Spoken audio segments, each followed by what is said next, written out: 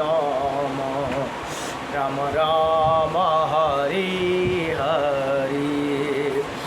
हरि ओम स्वस्ति। श्री गणेशाय नमः। ओम श्री वेदपुरुष सरस्वती नमः। ओम श्री वेदपुरुषाय नमः। ओम श्री मातृपितृचरणकमलेभ्यो नमः। ओम श्री गुरुचरणकमलेभ्यो नमः। ओम समस्त कुलदेवता चरणकमलेभ्यो नमः। ओम समस्त पितृदेवता चरणकमलेभ्यो नमः। कृष्णं नारायणं वन्दे कृष्णं वन्दे व्रजप्रियं।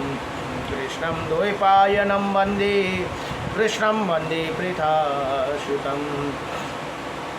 वासुदेवं सुतः देवकं सचारुणमर्दनं।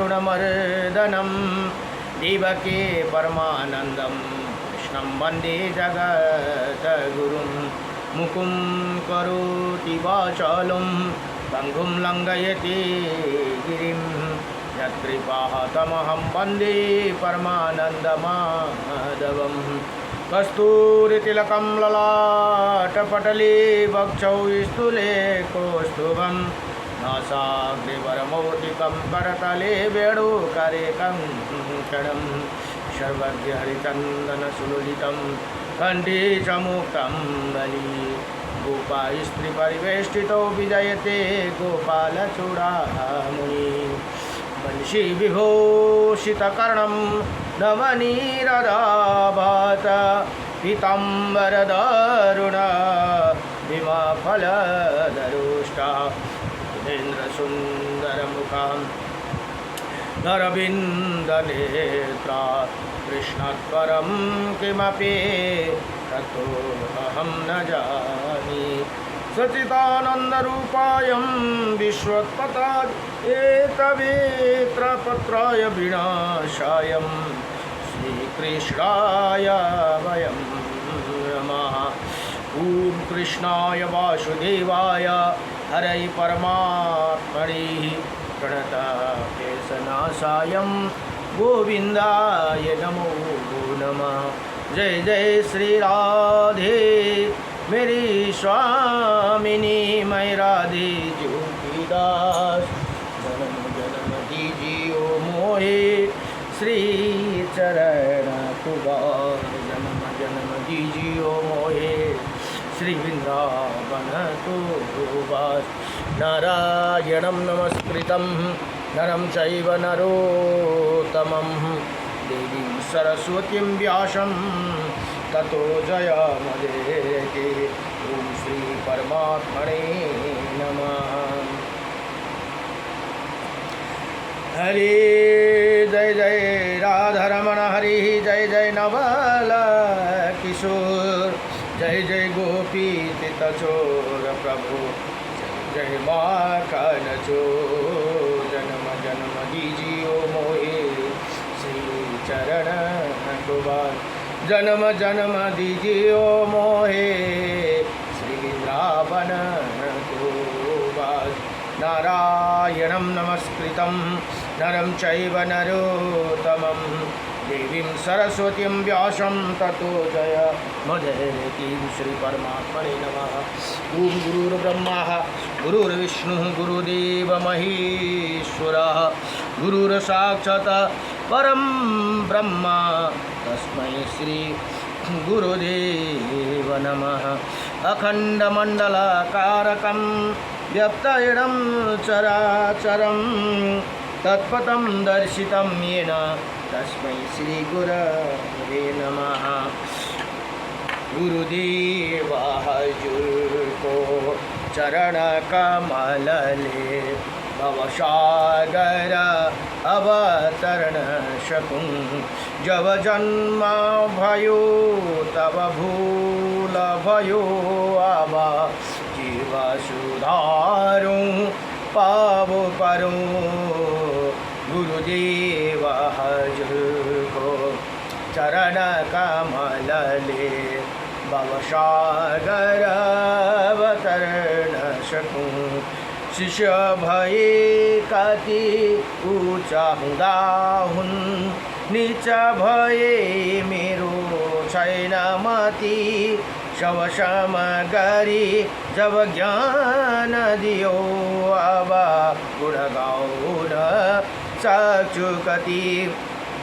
जति भन्दछु मेरो शुद्ध हृदयले, अर्जी हरदम नित्य गरौँ गुरुदेव हजुरको चरण कमलले। सागर अवतरण सकूं, कर्म गरे जब मर्म बुझिन्न, धर्म दियो तब कर्जी भए। अर्पण रहेछ तर्पण बीचमा, अन्धो भई देवा डुबन गए। अब छैन केही कोही छाया, हजुरका चरणलाई पूजन सकूं गुरुदेव हजुरको चरण कमलले। भवसागर अवतरण सकूं, गुरु बिना ज्ञान न उपजे, गुरु बिना मिले न मोक्षे। गुरु बिना लिखे न सत्यको, गुरु बिना मिटे न दोष। भगवते वासुदेवाय। र यो स्तोत्र बलिमा एउटा महत्त्वपूर्ण स्तोत्र सम्झो।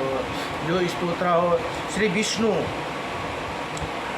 अष्टनाम, विष्णु अष्टविंशति नाम स्तोत्रम भनेर यहाँ अर्जुन र भगवान कृष्णको संवाद छ। अर्जुनले प्रश्न गर्नुहुन्छ, अर्जुनोवाच किं न नामं सहस्राणि जपते च पुनः पुनः, यानि नामानि दिव्यानि तानि चाक्षुषा केशव। हे भगवान केशव, मनुष्य बार बार 1000 नाम को जप क्यों करते हो, उसका दिव्य नाम उनका वर्णन कीजिए भनेर यहाँ भगवान कृष्णसँग प्रार्थना गर्नुभयो। अब भगवान कृष्ण भन्नुहुन्छ, श्री भगवानुवाच मत्सं कुर्मं वराहं च वामनं च जनार्दनं, गोविन्दं पुण्डरीकाक्षं माधवं मधुसूदनं, पद्मनाभं सहस्राक्षं वनमाली हलायुधं, गोवर्धनं हरिकेशवं वैकुण्ठं पुरुषोत्तमं, विश्वरूपं वासुदेवं रामनारायणं हरिं, दामोदरं श्रीधरं च वेदंगं गरुडध्वजम्, अनंत कृष्ण गोपालं जपते नास्ति पातकं, गावं कोटिप्रदनश्यम् अशुनिधस्य च, कन्यादानं शास्त्रणं फलं प्राप्नोति मानव, अमावास्यया पूर्णिमास्यम् एकादशं तथैव च, संध्याकाले स्मरे नित्यं प्रातःकाले तथैव च, मध्याह्ने च जपे नित्यं सर्वै पाप प्रमोचति। यहाँ भगवान भन्नुहुन्छ, हे अर्जुन, यी नाम जप गर्ने पुरुषका भित्र पाप नै रहते हो। 1 करोड गौदान, 100 अश्वमेध यज्ञ और 1000 कन्या दान गरेको फल प्राप्त गर्दछन्। औँसी पूर्णिमा तथा एकादशी तिथि और प्रतिदिन स्वयं मध्यम प्रातः एवं मध्यम के समय इन नामों का स्मरण पूर्वक जप करने वाला पुरुष का संपूर्ण पाप से मुक्ति हो जाती है भनेर यहाँ बताउनु भयो। नमो भगवते वासुदेवाय। नारायणं परम ब्रह्म, नारायणं परम तपः, नारायणं परम देव, सर्वनारायणं सदा। रामाय रामभद्राय श्रीरामचन्द्राय वेदसे, श्रीरघुनाथाय नाथाय ताये पतये नमः। आये काछुई सुजगतमा सबली लीलो हरि का नाम, मुदास युगनाथ को सबमा राधे राधे श्याम। ओम नमो भगवते वासुदेवाय नमः। राईले श्री वराह पुराण अध्ययन गरेका छन्। वराह पुराणमा जम्मा 24,000 श्लोक छन् भने यहाँ 217 अध्याय भनेर बताइएको छ। अब हिजोसम्म 191 र 92 को अध्याय भने आज 193 र 94 को यदि जोडेर लेखेको हुनाले एकै ठाउँ 2 अध्याय 3 अध्याय बनाइएको छन्। अब यहाँ भन्नुहुन्छ आज के को प्रसङ्ग छन् भने त नचिकेताद्वारा यमपुरीका यात्रा भनेर यहाँ बताउनुहुन्छ। अब लोमहर्षणजी अथवा लोमहर्षण ऋषि भने सुतजीलाई नै लोमहर्षण भनेर भनिन्छ है। लोमहर्षणजी एक बार व्यासजी के शिष्य वेद वेदांगको प्रगामी वैश्यपायन राजा जन्मजय दरबार में गई भनेर यहाँ भन्नुहुन्छ। और गई पर उसी समय राजा के ही अश्वमेध यज्ञ में दीक्षित होने के कारण उन्हें फटक पर रुकना पड़ा भनेको जहाँ दरवाजामै रुक्नु पर्यो। जब यज्ञ समाप्त होने पर हस्तिनापुर लौटे तो उन्होंने ज्ञात हुआ कि परम ज्ञानी वैश्यपायन ऋषि वहाँ पधारे हैं और गंगा के तट पर उन्हें अपने रहने का स्थान बना रखा है। ऋषियों ने मुझसे मिलने से आए थे, मेरे ना मिलने पाने से एक प्रकार के वो उनका अपमान ही हुआ भनेर यहाँ बताउनुहुन्छ। इसी से जन्मजय चिंता से व्याकुल हो गए। जन्मजय भनेको को हुन् त भन्दा राजा परीक्षितका पुत्र हुन् जन्मजय। अब यहाँ भन्नुहुन्छ जन्मजय चिंता से व्याकुल हो गए, उनकी आँखें अकुला उठी। राजा जन्मजय का जन्म कुरुवंशी की अंतिम पीढ़ी में हुआ था, जो राजा परीक्षित का पुत्र हुन्। शीघ्र ही वैश्यपायन ऋषि के पास गए और उनका स्वागत करने के बाद कहा, हे भगवान, मेरा चित्त चिंतन से व्याकुल है। मैं जानना चाहता हूँ कि यमराज की पुरी कैसे और कितने दूर विस्तृत है भनेर यहाँ बताउनुहुन्छ। मैंने सुना है कि प्रेतपुरी के अध्यक्ष धर्मराज बड़े धीर है भनेर यहाँ बताउनुभयो और संपूर्ण जगत पर उनका शासन है। हे प्रभु, कैसे कर्म किए जाए पर वहाँ जाना ना पड़े भनेर बडो दिव्य प्रसंग अब जन्मजयले वैश्यपायन ऋषिलाई सोध्नुभयो। वैश्यपायनजी भन्नुहुन्छ यहाँ, हे राजन, इसी विषय में एक पुराना इतिहास सुनाता हूँ, सुनो। जिसे सुनते ही मनुष्य संपूर्ण पापों से मुक्ति हो जाती है भनेर यहाँ बताउनुभयो। प्राचीन समय में उदहलक नाम का एक वैदिक महर्षि थे भनेर यहाँ बताउनुहुन्छ। उनका नचिकेता नाम का एक तेजस्वी योग्य अभ्यासी पुत्र था भनेर यहाँ भन्नुहुन्छ। संयोगवश उसे पिता उदहलक ने एक दिन रोष में आकर भनेको क्रोधमा भरेर रोष में आकर अपने इसी परम धार्मिक पुत्र को श्राप दे दिया। हे दुर्मते, तुम यमराज की पुरी में चले जाओ। इस पर नचिकेता ने कुछ क्षण विचार कर फिर बड़ी नम्रता से पिता उदहलक से कहा, हे पिताजी, आप धार्मिक पुरुष है, आपकी बात कभी मिथ्या नहीं हुई, अतः मैं इसी समय आपकी आज्ञा से बुद्धिमान धर्मराज की सुरम्य नगर में जाती हूँ भनेर अब ती पुत्रले यहाँ भन्नुहुन्छ। अब उदहलक पश्चाताप करते हुए कहने लगे, तुम मेरे एक ही पुत्र हो। अब श्राप दिइसके तर पछि पश्चाताप भयो। अब किनभने पिताको वचन सत्य हुन्छ, कहिले पनि झुटो हुँदैन। अब म नरकमा यमराजको पुरीमा जान्छु भनेर यहाँ बताउँदछन्।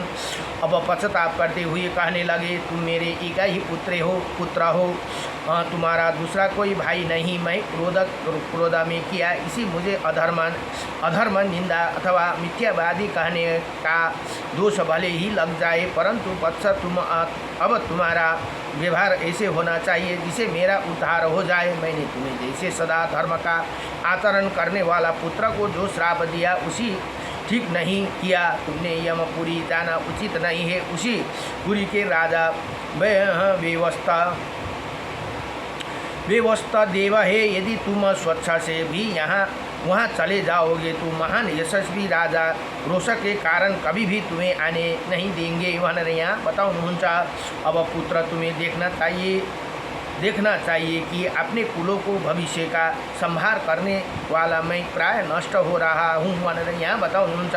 नरक का एक नाम पूत है, जो उसे त्राण देने के कारण लड़के को पुत्र कहते हैं भनेर यहाँ बताओ। तार देने के कारण, त्यही भन पुत र पुत्र, तार देने का कारण पुत्र भएको भनेर यहाँ बताउनुहुन्छ। कहते हैं कि अतः एवं लोग इसी लोक तथा परलोक के लिए पुत्र की कामना करते हैं। संतानहीन व्यक्ति का किया हुआ हवन, दिया हुआ दान, तप की हुई तपस्या तथा पितरों का तर्पण प्राय ये सब के सब व्यर्थ हो जाते हैं भनेर यहाँ बताउनुहुन्छ। पुत्र, मैंने सुना है कि सेवा परायण शूद्र खेती से जीविका चलाने वाला वैश्य, धन की रक्षा करने वाला राजा समूह, उपासना कर्म में निरत ब्राह्मण, महान तप करने वाला तपस्वी अथवा उत्तम दान करने वाला कोई दानी व्यक्ति भी यदि संतानहीन हो तो वो स्वर्ग प्राप्त नहीं कर सकता। पुत्र से पिता के, पौत्र से परपितामह के और परपौत्र से परपितामह को परम आनंद प्राप्त होते हैं भनेर यहाँ बताउनुहुन्छ। अतएव मैं अपना वंश की वृद्धि करने वाला तुम जैसे पुत्र का त्याग नहीं करूँगा भनेर ती पिताले बताउँदछन् ती नचिकेतालाई। अब मैं इसके लिए याचना करता हूँ कि तुम यमपुरी न जाओ भनेर अब भन्नुहुन्छ। अब वैशंपायन ऋषि ने कहा, हे राजन मुनिवर, उदाहलक की बात सुनकर नचिकेता ने कहा, हे पिताजी आप विषाद ना करो, मैं पुनः यहाँ लौटकर वापस आऊँगा और आप मुझे निश्चयता रूप से पुनः देख सकोगे। सारा संसार जिनको नमस्कार करता है उन्हें दिव्य पुरुष धर्मराज का दर्शन करके मैं पुनः यहाँ निश्चय ही लौट आऊँगा भनेर ती पुत्र नचिकेता ने भन्दछन्, मुझे मृत्यु से बिल्कुल भय नहीं। हे पिताजी, सत्य में बड़ी शक्ति है तथा सत्य स्वर्ग की सीढ़ी है भनेर यहाँ यसरी बुझाउनु भयो। सत्यभन्दा अर्को ठुलो कुनै धर्म छैन यहाँ भनेर यहाँ बताउनुहुन्छ। शक्ति हुई वही सत्य, सत्य नै स्वर्ग को सीढ़ी हो। सूर्य भी सत्य के बल पर ही तपते हैं, अग्नि भी सत्य से ही दहा शक्ति प्राप्त हुई, सत्य पर ही पृथ्वी टिका है। सत्य का पालन करने के लिए ही समुद्र अपनी मर्यादा का अतिक्रमण नहीं करती है भनेर यहाँ बताउनुहुन्छ। जगत की हित करने के लिए सामवेद सत्य मंत्र का गान करते हैं, सत्य पर ही सबकी प्रतिष्ठा है भनेर यहाँ बताउनु भयो। स्वर्ग और धर्म ये सभी सत्य का रूप है, सत्य के ही अतिरिक्त दूसरा कुछ भी नहीं भनेर यहाँ बड़ो दिव्यसँगले बताउनुहुन्छ। हे पिताजी, मैंने तो ऐसे सुना है कि सत्य से सब कुछ मिल सकता है और यदि उसका परित्याग कर दिया गया तो कोई भी उत्तम वस्तु हाथ नहीं लग सकती भनेर यहाँ बताउनुहुन्छ। ब्रह्मा जी ने भी सृष्टि के आरंभ में यत्नपूर्वक सत्य की दीक्षा ली थी। सत्य का आश्रय लेकर ही औरव मुनि ने अग्नि को बड़ा मुख में फेंक दिया था भनेर यहाँ बताउनु भयो पिताजी। हे पिताजी, प्राचीन समय के सर्वशक्ति संपन्न सर्वतन संवर्तने देवताओं पर कृपा करने के लिए संपूर्ण लोगों को आश्रय दिया था। पाताल में निवास करने वाला बलि ने भी सत्य के रक्षार्थ ही बंधन स्वीकार किया था। सैकड़ों शिखाओं से शोभा पाने वाला महान विघ्न पर्वत बढ़ता जा रहा था। सत्य का पालन करने के लिए बढ़ने से रुक गया। संपूर्ण चर और अचर संपन्न ये जगत सत्य का ही शोभा पाते ही।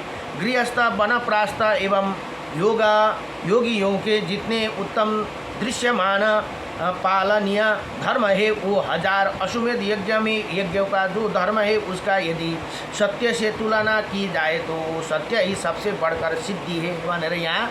त्यही कारण सत्यभन्दा ठुलो कुरो अर्को केही छैन। धर्म हो सकते ही सत्य धर्म की रक्षा होती है और रक्षित धर्म प्राणियों की रक्षा करते हैं भनेर यहाँ बताउनु भयो।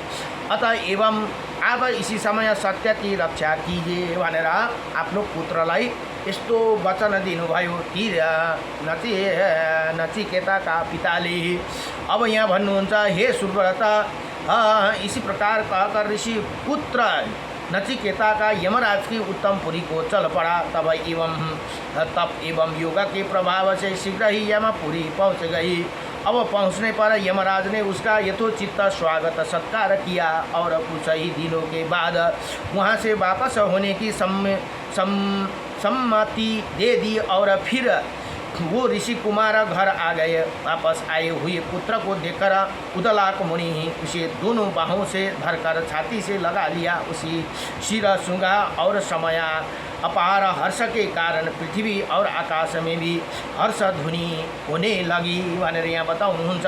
फिर ती उदालक ने उससे पूछा भनेको आफ्नो पुत्रलाई सोध्नुभयो, हे बच्चा, यमपुरी में तुम्हें कोई यातना तो नहीं पहुँचाई गई? उसी समय यमपुरी में लौटे लौटे हैं नीचे नचिकेता के देखने के लिए वहाँ ऋषि मुनि और बहुत से देवता भी पधारे भनेर यहाँ भन्नुहुन्छ। उनी ऋषियों ने बहुत से नंगे थे, अनेकों ऐसे थे जिनका पत्थर से कूटकर अन्न खाने का स्वभाव था। बहुत से ऋषि पत्थर से कूटकर अन्न भक्षण करते थे। बहुतों ने मौन व्रत धारण कर रखा था। कुछ ऋषि वायु पीकर रह जाते थे। अनेकों ऋषियों का नियम अग्नि सेवन तथा उसी व्रत का व्रती ऋषि धुआं पीकर भी रह जाते थे भनेर यहाँ बताउनुहुन्छ। समस्त समुदाय द्वारा उसी ऋषि कुमार ने चारों ओर खड़े हो गए। उसे देखने लगा।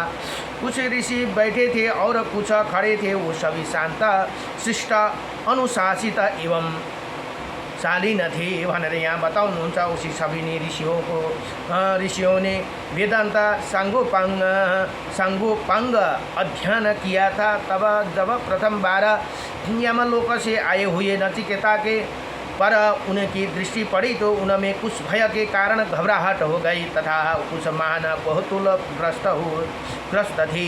साथ ही उनका हृदय में हर्ष भी भरा था। कुछ ऋषियों ने मन में बेचैनी उत्पन्न हो गई तथा लोग संदेहास्पद बात करने में संलग्न थी भनेर यहाँ बताउनुहुन्छ। फिर उन ऋषियों ने तप के महान धनी ऋषि कुमार नचिकेता को एक साथ ही प्रश्न पूछना आरंभ कर दिया। अब ऋषि मुनिहरू प्रश्न सोध्न छन्। हे ऋषियों ने उसी बार संबोधित करके पूछा, हे वत्स, तुम बड़े विज्ञ और गुरु के परम सेवक तथा अनेकों धर्म पर अड़िग रहने वाला हो। तुम सच्ची बात बताओ कि यमपुरी की तुमने कौन सी विशेषताएँ देखी और सुनी। ये उपस्थित सभी ऋषियों को मन में इसे सुनने की इच्छा है। तुम्हारे पिता ने इसी विषय में विशेष रूप से सुनना चाहते हैं। हे ताता, हमारे पूछने पर यदि कोई गुप्त बात हो तो भी विशिष्ट मानकर उसे स्पष्ट कर दो भनेर ती ऋषि मुनिहरूले बडो दिव्यसँगले प्रार्थना गर्नुभयो। ये कर ही देना चाहिए क्योंकि उसी पुरी से सभी भयभीत रहने की इसी बातों को प्राय सभी जानते ही। इसी माया राज्य में स्थित संपूर्ण जगत को लोभ एवं मोहन जनित अंधकार से व्याप्त है। चिंतन तथा अन्वेषण की क्रिया तो होती रहती है, किंतु जो हित की बात है वो चित्त पर नहीं चढ़ती। यमपुरी में चित्रगुप्त की कार्यशैली कैसे है, पुनः उनके कथन का क्या रूप है, हे मुने धर्मराज और काल का कैसे स्वरूप है भनेर अब सबै प्रश्न सोध्न थाले कि वहाँ किस रूप से व्याधियाँ दृष्टिगोचर होते हैं।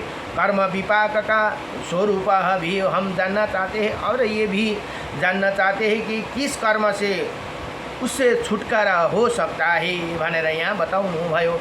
हे विप्रवर, वहाँ का जैसे दृश्य तुम्हें दिखाई पड़े हो अथवा श्रवण गोचर हुआ हो तथा तुमने जिस निश्चय रूप से जाना हो वो सब हम सबका सब विस्तार पूर्वक यथावत वर्णन करने की कृपा करे भनेर सबैले प्रार्थना गर्न थाले। अब यहाँ वैशेपायनजी ऋषि भन्नुहुन्छ, जन्मजय नचिकेताका महान मनस्वी मुनि थे। महाराज, जब ऋषियों ने इसी प्रकार पूछा तो उसी श्रेष्ठ मुनिपुत्र ने जो उत्तर दिया अब वो मैं बताता हूँ, सुनो भनेर यहाँ यति भनेर श्री वराह पुराण को 193 र 94 अध्यायमा नचिकेताका यमपुरी का जाने का वर्णन भनेर यहाँ यात्रा का वर्णन भनेर यहाँ बताउनुहुन्छ। नमो भगवते वासुदेवाय कृष्णाय वासुदेवाय हरे परमात्मने नमः।